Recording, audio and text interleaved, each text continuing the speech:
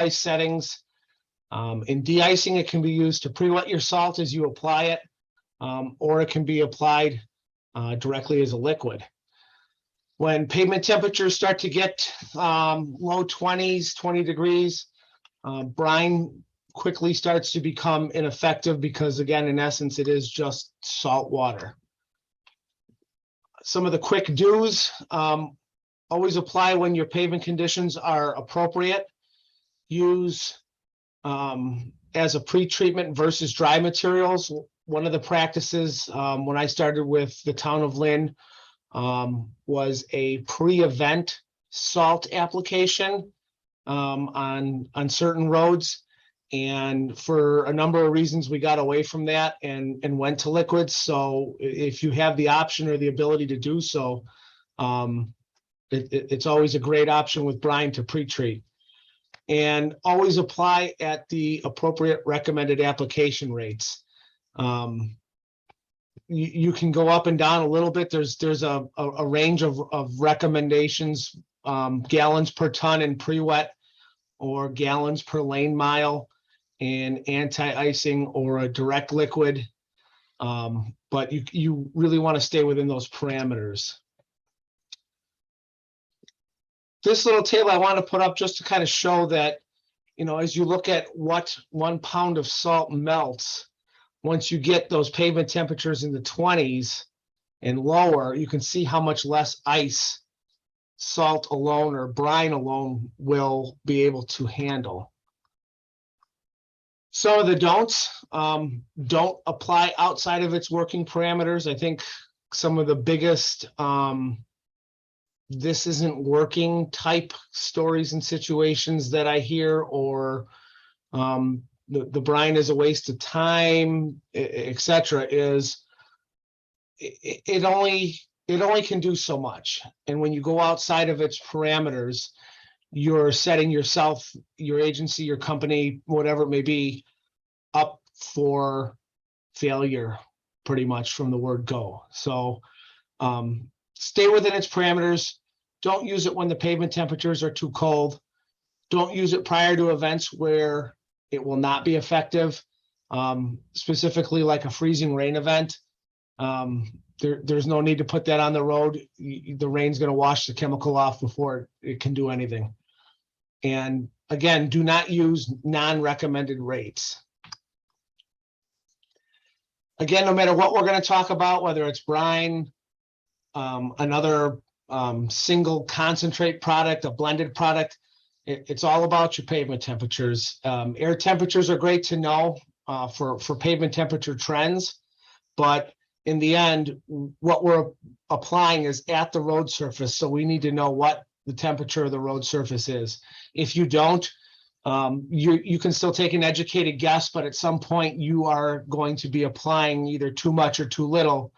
And both of those scenarios can bite you in the backside. So when we're using chemicals and dry materials, the only thing we're concerned about, again, is the pavement temperature. So in this example, this is just straight sodium chloride for salt brine. Its curve, or its V, stops at -6. That is not the lowest effective working temperature of the chemical. That'll take you where it will actually freeze. And I've seen brine maybe make it a little bit farther below zero than that, but that when you see a chart like that, that does not tell you I can use salt brine until the pavement hits 6 below. It won't work, I promise. So the point of today's talk, again, is the technique of blending chemicals, purchasing blended chemicals, and using them. So we do here is we have a very basic blending system that's just an extra pump and some tanks. And we put two products together. We put salt brine together and we put an organic-based product together. At the bottom of the two percentage blends that I use, there's a third that you'll see a little bit later that we use when it gets really cold. But these two percentages are generally my go-to percentages and will cover probably 90% of our snow and ice situations here in southeast Wisconsin. These are kind of hard to see because they're crammed between a couple of buildings, but it's nice because it keeps them protected and out of the way. But I have two smaller tanks of concentrate product, which total 3,000 gallons. And I have a tank of blended product, which also is 3,000 gallons. This winter, I'm adding another couple thousand gallon tank for my blended product so I could have more blended product available, because we are going to be expanding our ability to anti-ice and direct apply liquids. So I need to have more product available. So again, why are we going to get into a blended product, or why would somebody want to? Salt brine again becomes ineffective when those pavement temperatures start getting into the low 20s and below. An additional product or products will increase the ability of your liquid to perform in colder pavement temperatures. Organic-based products work well with the brine. When you use an organic, a lot of it is sugar-based, sugar beets. You can see some molasses products and stuff, but it'll make a better performing liquid than just straight brine itself. Some of your options, again, you can just purchase brine. You can purchase a straight product. You can purchase ready-to-use blended products. There's vendors that will custom make your blends for you if you want. If you want two products blended together, if you want three, certain percentages, it can all be purchased. The flip side of it is you can do it all yourself in-house if you want, depending on your budget, your available space, your abilities. What we do is we do the produce your brine in-house and purchase a single product to blend. But again, like I said, you can blend, more than one or two products with your brine if you want to. It just gets a little bit more elaborate. So some of the things I also wanted to show too is kind of a little pro and cons versus some of these. So for straight salt brine, for us, it was a minimal cost to produce. So that was definitely a pro. It was 7 cents a gallon for me to make it last year. If I had to purchase it, it'd be the least expensive for me to purchase. And again, it's great for anti-icing, pre-wet, and a direct liquid application. And especially when you're getting going in liquids or wanting to expand maybe into this aspect of liquids. Some of the cons, again, it only works when pavement temperatures get into those low 20s to about 20. And it does not have a long-lasting residual effect in anti-ice applications, especially if you happen to put an application down and an event doesn't happen. You'll almost see, like, after you salt, when it gets colder, you'll see the salt dust come up from the road when cars drive over it. The same kind of thing will happen with the brine, and it'll become airborne dust particles, and its residual will be gone. Some of your pros and cons for your blended products, obviously, when you start blending it, it makes it more versatile, depending on what product and percentage. It also gives you longer residual effects than straight brine. Some of the cons, there is an additional cost of your storage and or blending equipment, the additional product that you're going to do, and your cost per gallon to produce it versus brine increases. In my example at the bottom here was when I did a 80-20 blend, it was 46 cents a gallon last year for me to produce it. So obviously a lot more than 7 cents a gallon, but I put at the bottom, in my humble opinion, the pros are always going to outweigh the cons, because we do see a lot of situations here where pavement temperatures get below 20 and I need something for my salt, and it's worth it for me. And I picked a straight product to go a pro and con against, and I picked calcium chloride. The pro of it is it's a chart topper for performance. The pavements can get very cold, and calcium chloride will perform. Cons, it's a little bit more per gallon to purchase as a product to blend. It's very good at drawing moisture from the air, which is why it's good at colder pavement temperatures, but as a straight product, it's not recommended for anti-ice applications. It is definitely not cost effective in warmer events, and it has extremely high corrosion rates for equipment, infrastructure, and it increases your environmental impact in winter maintenance. Personally, I don't like anything about calcium chloride, but I know in certain areas and certain agencies it is necessary. But I would just encourage anybody that uses it to investigate other options. You may be surprised on what can be done with some of the other products out there. For our agency, when people ask, why are you using an ag product? Again, I wanted a product that was going to be more versatile than brine, that would cover more snow and ice situations in our region. It gives me a longer residual. The sugars in the ag product create a stickiness of it, if you will. The nice thing for my system is brine and this ag-based product that I buy can be blended in somewhat off percentages, and it won't change the low working temperature threshold of that blend. When you start putting calcium chloride into your blends, you really have to be careful with your percentages, and you really have to be careful with how you apply. And I guess calcium chloride and any mag chloride will have a lot more effect with minimal percentages. So I wanted to be able to look at my tank, estimate the number of gallons, and if I accidentally had 100 more gallons of brine in a batch of blended product, I didn't want an adverse effect. So for us, in the blend that we're using, it lowered our working pavement temperatures from 20 degrees to plus or minus 10 degrees in pre-wet applications.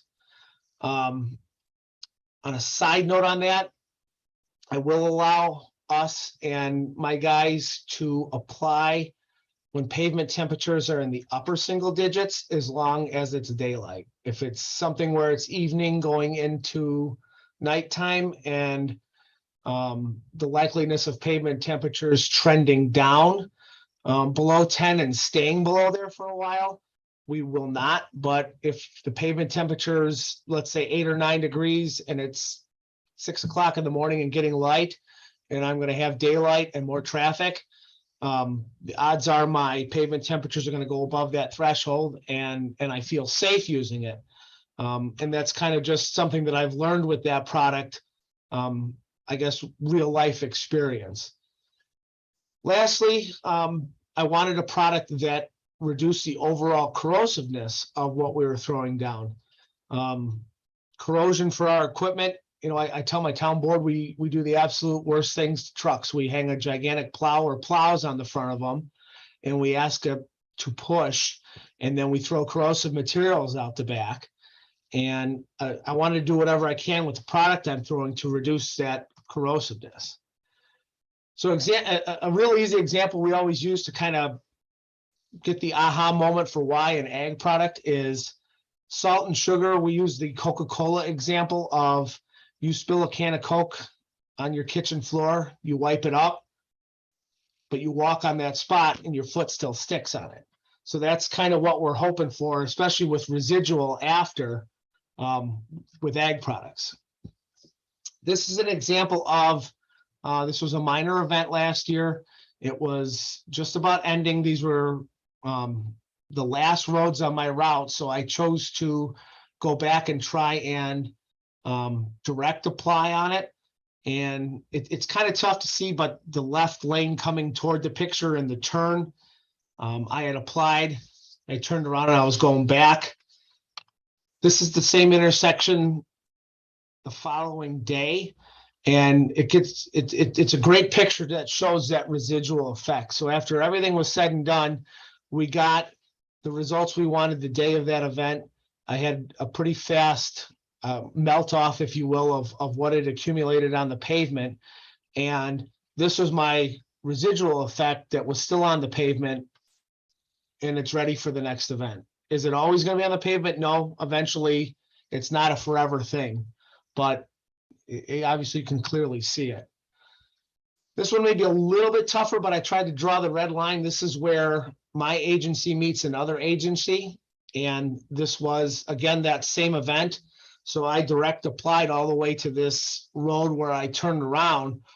The following morning, as I was driving in, you could see my roads are, clear. It's very tough, but those residual lines are there. But right in front of my truck, there's all the salt that this other agency put down on the road to address that snowfall. And that salt's all there. Odds are traffic's going to get it off the road. It's going to become airborne, as I was talking about with salt brine. So to me, that salt, some of it did its job yesterday, but right now that all that salt is just wasted there. And you start multiplying that out over miles of road. I just, wonder in the back of my head how many tons of salt could have been saved if it would have been a liquid application on those roads. So what are we blending with our brine? I'm blending with a product called Beet Heat. And I'll say right now that our industry has come so far in the last 10 or 15 years for any type of ag-based products. The options they're out there, and there's a lot of them. And the first thing I'll say is none of them are the answer. There's not one that is like, gosh, this is the one you have to blend with brine, or this is the one, if I'm going to choose one product to use, this is the one I have to choose. It's the best thing ever. Personally, I've tried, I think 4 or 5 ag-based products to blend with my brine. And out of those, Beet Heat has done the best for me and the 2 agencies that I've been at. Is it going to do the best for my neighbor or somebody in another state? I don't know. Everybody has their own levels of service and their own expectations. What I think works great, somebody may think doesn't work at all. I would just say, if you're going to start getting into other products, blended products or whatever, do some homework and talk to some people that are actually using it and see what their feedback is. Everybody who represents these products obviously wants you to purchase theirs and wants to tell you why, theirs is going to be the best and outperform, et cetera, but you still need to do your homework and realize what you're doing. Because obviously, I'll tell you right now on this screen, when it says melts to 40 below zero, I'd argue that number, but that'd be for another day. So here's just some of the technical things behind this product. The gentleman that represents the company that sells it to me, I think they do a very good job of communicating this information very well. And this is their corrosion data for it. Again, I mentioned that I wanted to have a product that goes with my brine that helped reduce the overall corrosiveness of it. So he shows kind of a few things. You can obviously see where this product is versus calcium chloride versus straight brine. And the product that he's mentioning at the bottom, or they're mentioning at the bottom, it says super mix. So the 10, 15, 75, it's 10 calcium chloride, 15 ag-based product, 75% salt brine. That's a couple agencies kind of made up a mixture like that years ago and called it the super mix. So the name kind of stuck. Some of the things that I guess the need to knows and what kind of got me on this is I tried a beet juice product at one point and I had a lot of sludge issues. And so I wanted to get a way of, obviously the issues were a very big inconvenience in my storage tanks and my pre-wet tanks. So that kind of is what got me looking the first time I started looking around. So this product is definitely not a beet juice. Again, talking to neighbors, there were a few local agencies to me that use this. There's, I contacted one of the state DOTs that use it, and I asked them flat out what they thought of it. And, you know, overwhelmingly, a lot of them liked it. So just talking to my peers helped make me, you know, more comfortable in trying the product. So the idea, and I really like this fact sheet, is the importance of sugars in this ag-based product. And obviously, it helps suppress that freeze point, lowers your effective working temperature, reduces the corrosion value. But this also, when used correctly, helps increase this product will help increase the ice melting capacity of your rock salt in your brine. And it obviously goes into a lot more detail in the next statements, but I believe these to be true. I've seen very good results, and again, that's why I still personally use it. So for this winter, this is what I'm anticipating. When our pavement temperatures are going to be 24, 25 degrees or higher, I'm going to go with an 80 brine, 20 beet heat blend. When the pavement temperatures are going to be 10 degrees to that 24, 25 threshold, I'm going to try a 70-30. And then I did mention a third. When the pavement temperatures are going to be below 10 degrees and consistently stay below 10, or at least for, let's say, longer than a 24-hour period, we will switch to 100% beet heat. The thing about my system is it doesn't, I can't change it on the fly. So if I have a bulk tank of 70-30, I can't change it as the event's going on. I can go back to it after the event and look at how much I have in it and put some calculations together that if I added X amount of gallons of beet heat, I can make it a 70-30. I can do that after the fact. So I have some limitations, and we work around it. There's systems that do basically on demand by the load. This is an example of one just south of me, and this can go, they blend 3 products through this system, and the driver can literally adjust the percentage, you know, by the tanker load on his truck, whatever it is, whether it's a couple 100-gallon tank or 1,000-gallon tank. He could put the first tank in at 80, 10, 10. He could come back and say, I want 70% brine, 30% ag. He could come back and say, I want 100% brine. He can change it with every load. Obviously, with the ability to do that, there's a cost involved. So it is a nice thing to have available, but generally you find that with larger agencies who have probably the funds to support that. So some of the common blend percentages out there, I just made a little chart. This is not all of them. Again, there's other products that can go into this. And more times than not, I don't see 4 products blended. It's generally a brine, a chloride, a calcium or a mag chloride, and then some type of ag-based product. But these are just some of what I would think of be the common ones. So a couple important things to remember. Again, do your homework, talk to people that use it currently, talk to the vendors, obviously, that are selling it. I did have a product that I tried that a vendor came to my agency. I showed him what we were doing.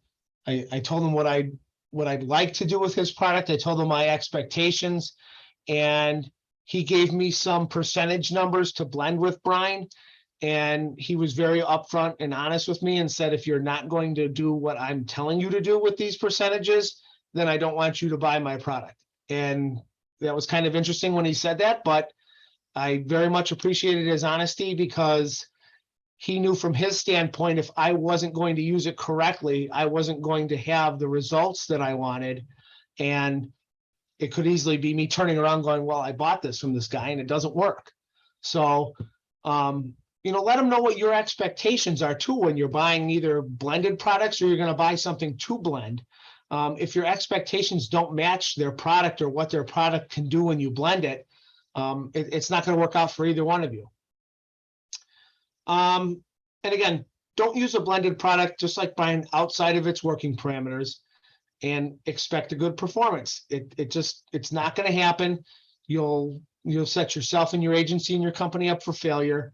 And when you're trying to expand, if you're going to a blended product, it'll bring out the naysayers pretty quick if you're preaching something that isn't realistic that could happen.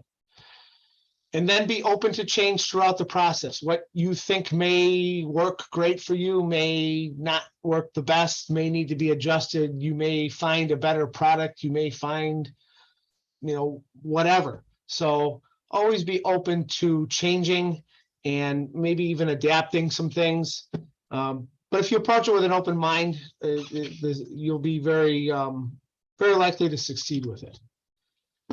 So with that, I met Allison's goal of under a half an hour, and that's all I had. That's my contact information. If anybody has any questions, please always feel free to call me, email me.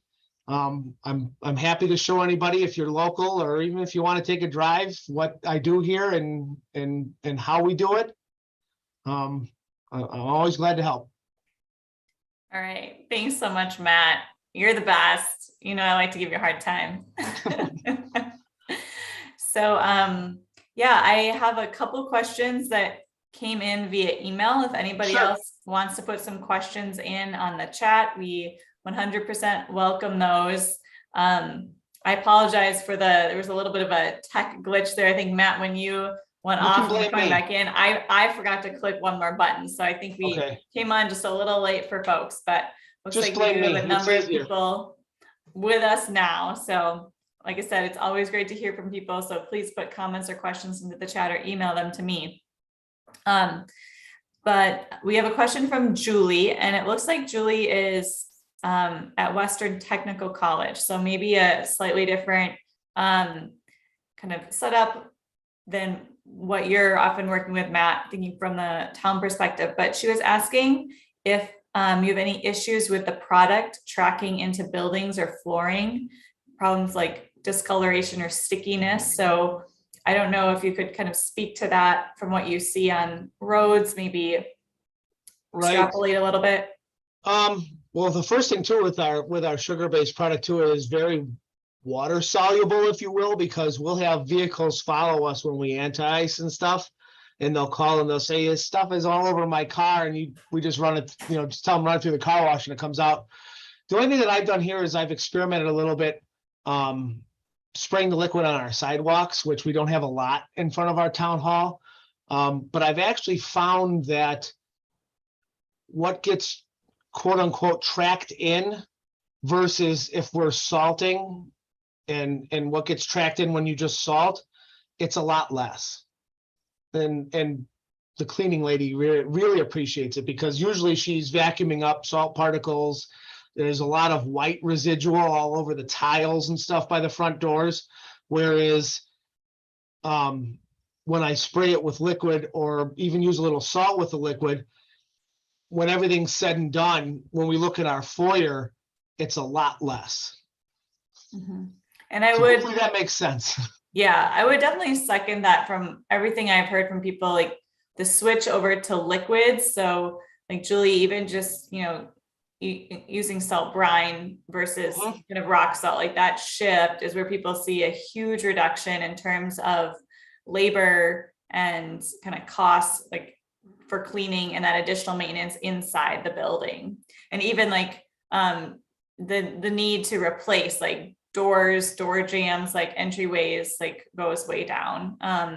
Yep. Even if you did your sidewalk with salt brine, if you sprayed it before and then you shoveled it and you sprayed it now, because we don't have a big area, I bought literally a $10 sprayer like you would use for spraying weeds. And I use that on the sidewalks, but you just spray it with brine when you're done shoveling. Like you said, when everything's said and done, the sidewalk's clean and there's not that much there to be tracked in. Mhm. And I would say there are different products, like Matt said, just talking about beet heat, right? As one example, I know Entry is a chloride-free product that is fairly popular. I mean, chloride-free, so like no salt. I believe it's a potassium formate, potassium acetate. It is a bit more expensive, but I think would definitely kind of alleviate those concerns around tracking material in, damage to your vegetation, to the concrete, etc.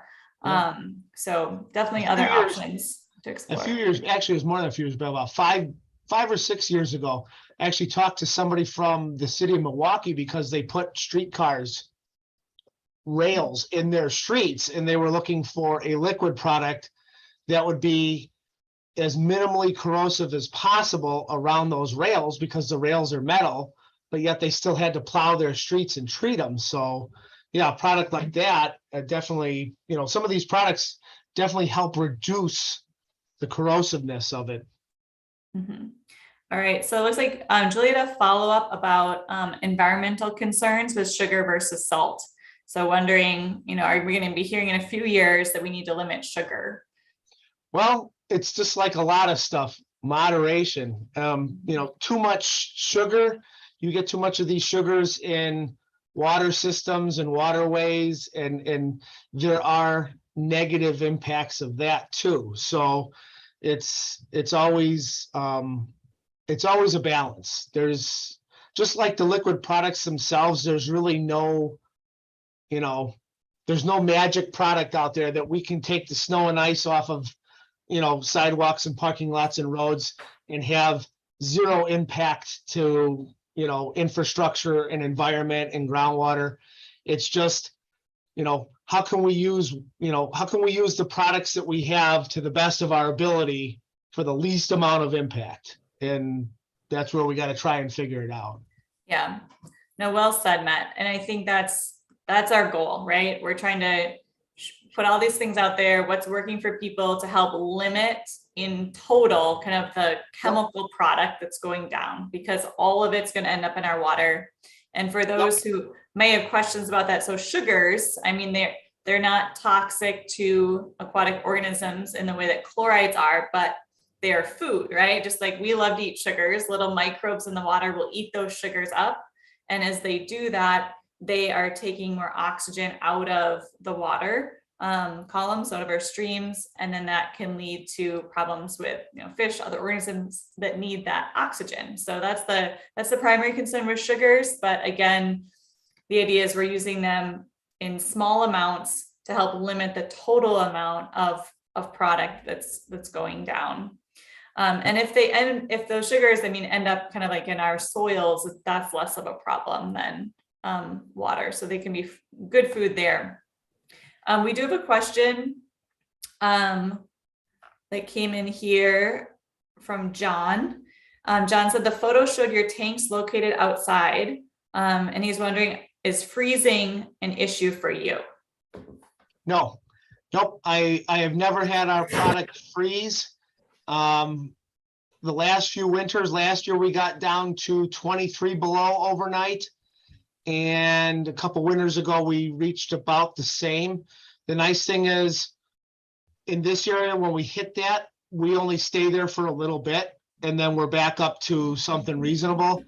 I would imagine if I had that blend in an area where I was going to sit at 20 below for many hours, as in some days, I could probably see some issues, but specifically for my area, no, I've never had a freeze problem. And again, why I mentioned that certain products are good for certain areas, and you kind of have to, when I talked about using my blend to 10 degrees pavement temperature and then maybe taking it a little under, that's what works here in my area and region. If I'm in northern Wisconsin, you may not want to use my blend when pavement temperatures go below 15 degrees. It's area and region dependent sometime with these things, but no, I've never had a freezing problem.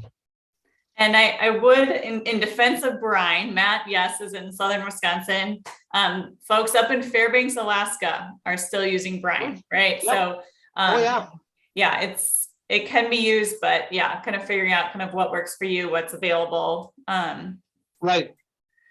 But I just want to, I feel like sometimes people will say, well, brine can be used in Iowa or in southern Wisconsin, but Right. if they're using it in Fairbanks, I think it'll work in northern Wisconsin. Yep. If what's happening up there meets its criteria when it can be used, why not? It's, again, if it's 20 below at night, I probably wouldn't go out with brine. But if the criteria is met, then yes, you can use it whatever region you're in. Oh yeah, speaking of the criteria, so Matt had shared in a past webinar kind of a flow chart for brine, and we do have that up on our website. So I'm just going to share that real quickly here, and then I'll put it in the chat. But this was developed by APWA, kind of like a kind of a checklist flow chart to kind of go through and figure out, like, are the conditions appropriate for the use of brine? So. Yep. The only thing I'll add with this chart is there's 2 yes boxes. One of them mentions dew point and one of them mentions relative humidity. Those are not, I guess, checkoffs for brine. That is when you have a mag or a calcium chloride product in your brine, because I mentioned a little bit about, like, calcium chloride's great at drawing moisture and creating heat. Like if you take the relative humidity, when it gets real humid or the dew points start to go up, I heard a anti-icing horror story from an agency that had calcium chloride in a blend, and they went out and anti-iced, and there was almost 100% humidity, and the calcium chloride drew the moisture from the air down, and it was enough of it that it diluted what was applied on the road and actually created lines of ice. And there were actually some car accidents and things that occurred. So that's where those 2 things come into play if you have like a cal or a mag in your blend. But thank you, Matt. Looks like we've got, okay, this is not a question. We're good. All right, well, I don't see any other questions on the chat or coming in via email right now. So I just want to thank everybody who was able to join us today. And just remember that this will be archived, so you can share this out or go back to it. And then Matt is always excited to chat with people about brine blends, whatever you got. So if you aren't aware, Matt and I are actually going to be co-leading a couple classes in Elkhorn down in Walworth County coming up next month, and then potentially some later this winter as well. We'll see. We've I think now just maxed out the capacity for those 2 classes in October, but I'm looking at some other options, and we do have a variety of events around the state. So please do check out our calendar of events, future webinars, classes, equipment open houses, etc., and share any feedback, questions. What are your needs? We really want to be responsive to where people are at around the state. So thanks again, everybody. Thank you, Matt. And I do hope to join you at the League of Wisconsin Municipalities Conference. So I'll be there. Iron out those details. Cool. All right. All right. Well, take care. All right. See you later.